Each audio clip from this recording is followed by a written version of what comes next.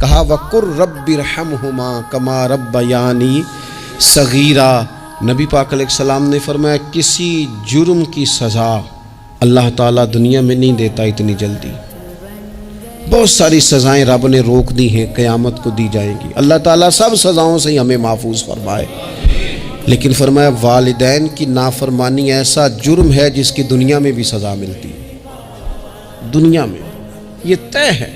حضرت جبریل امین عرض کرنے لگے یا رسول اللہ صلی اللہ تعالیٰ علیہ وسلم، جس نے اپنے ماں باپ دونوں یا کسی ایک کو بڑھاپے میں پایا اور پھر ان کی خدمت کر کے جنت حاصل نہ کر سکا، اس کی ناک خاک آلود ہو جائے، تو حضور فرماتے میں نے بھی کہا آمین، ہو جائے، اسے ہو ہی جانا چاہیے۔ یہ شخص اس طرح کا ہے کہ اسے خاک آلود ہو ہی جانا چاہیے۔ کبھی بھی زندگی میں اپنے والدین، کیا ہمیں دعا سکھائی قرآن پاک نے، کہا وَقُرْ رَبِّ ارْحَمْهُمَا كَمَا رَبَّيَانِي صَغِيرًا۔